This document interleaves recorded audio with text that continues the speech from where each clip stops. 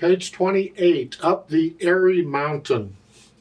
This is an arpeggio steady for mainly the right hand.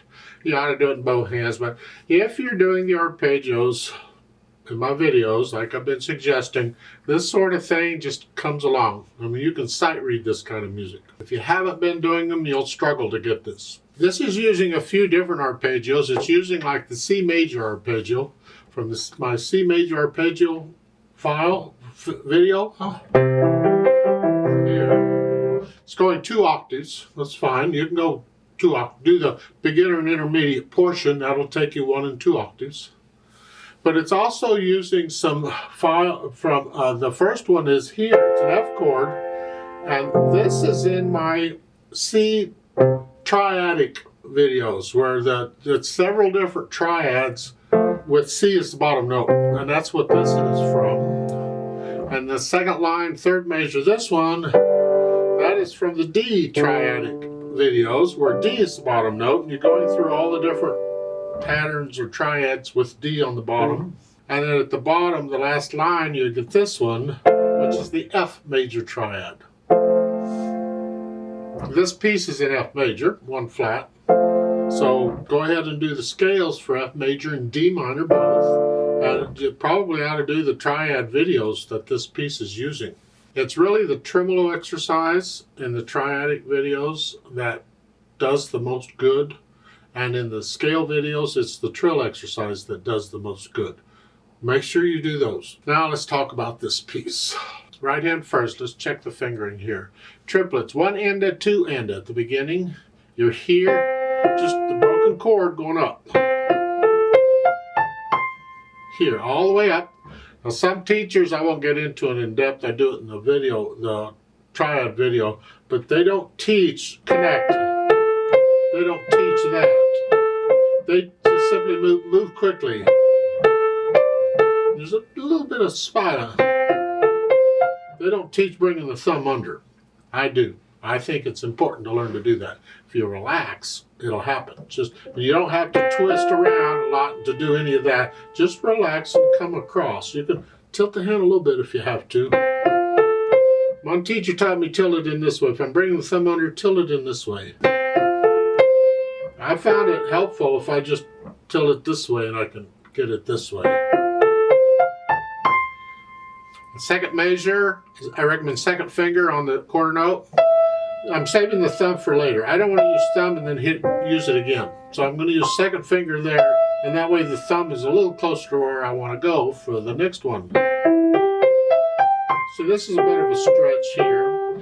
You do the tremolo exercise, it'll help you in the videos.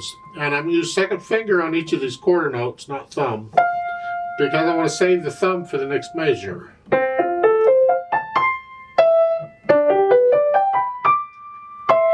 Second line, last measure, 1 and 4, not 1 and 5. We just used 5, and I want to connect it here, so it's 1 and 4. And we do that some more. Now go down to the bottom. The last line is the F chord. See, AVA, you're just going up. And if you can't reach it with second finger, you have to use thumb, but I'm still going to use second finger. And then the AVA goes away. And for the last measure, if you want to do 1 and 5, I just used fifths. So I prefer any other finger but 5. I could go 2, if your hand's big enough. If not, you can go 3, if not, or 4. Just any finger but 5. I don't want to use 5 again, if I can help it. Left hand's just the chords.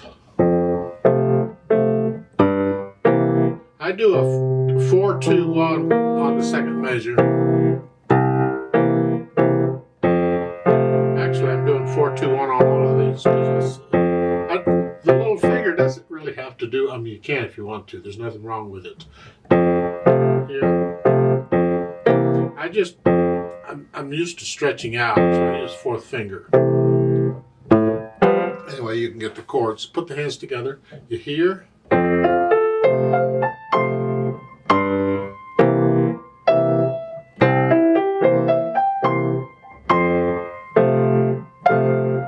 That's basically it. As far as the articulation goes, connect everything as best you can.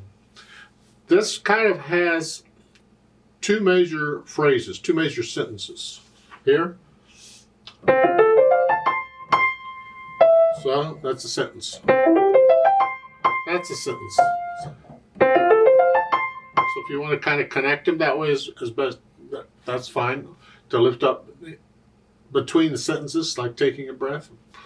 Otherwise, you pretty much just connect it all.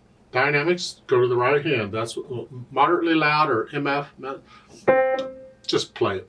I mean, you can play around. You ought to do this at soft and loud and in between at the different dynamic levels, because it feels different to play loud than it does to play soft, even when you're playing the same notes. So you really ought to, I wouldn't get really loud, or you can get really soft. It's good practice. I wouldn't get really loud. Just try this at different dynamic levels. Speed, oh, well, forget speed. It has to be smooth and even. That's what's important. 1, 2, 3. I want to feel the natural accent. 1, 2, 3. 1 and a 2 and a 3. So I'm dropping the wrist on the beat. 2. Because the left hand to help you, because it's playing on the beat. So.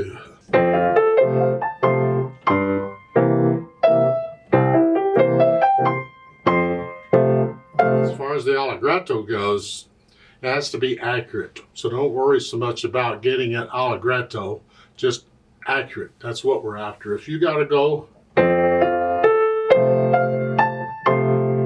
that's fine if that's your speed, as long as it's even and controlled. You can always go through the book multiple times and speed it up as you do that. Now they've added pedal. I think it's better without, because you need, it's a study. You want to hear all the notes and make sure the fingers are doing what they need to do, because the pedal can be used as a crutch to help you so the fingers don't have to do stuff. That's a bad habit. Make the fingers do the work. But they've added pedal, so let's take a look at what they're doing. They're shaping the phrases differently than what I think they ought to be. The pedal, if you look at the markings, the pedal on the first measure, they're bringing it up so there's silence between the first and second measure, and then they're connecting the second and third measure together. So they're saying the musical sentence is here. That's one, and the second. And that's a sentence. I disagree with that. I think the pedaling is off. I would connect the first two measures with a change pedal and then lift up for the phrasing between the second and third measure, is what I'm recommending. So it's going to be lag pedaling. I'll put the notes down first and then the pedal. When I change it, it's after I play the notes. And then to hear the phrase, I lift the pedal up with the hands. So there's a little silence.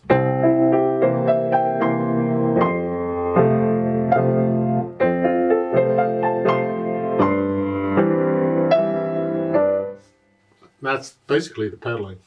You have to be careful here, like at the beginning, to push the pedal down after the note. The first note goes by really quickly. So if you don't get the pedal down quick enough, you don't get the note. See, I don't catch the note if I do that. Well, if that's a problem, then you're going to have to put the pedal down with the note, with it. But I'm still going to change it after the notes. I can lag the change pedals.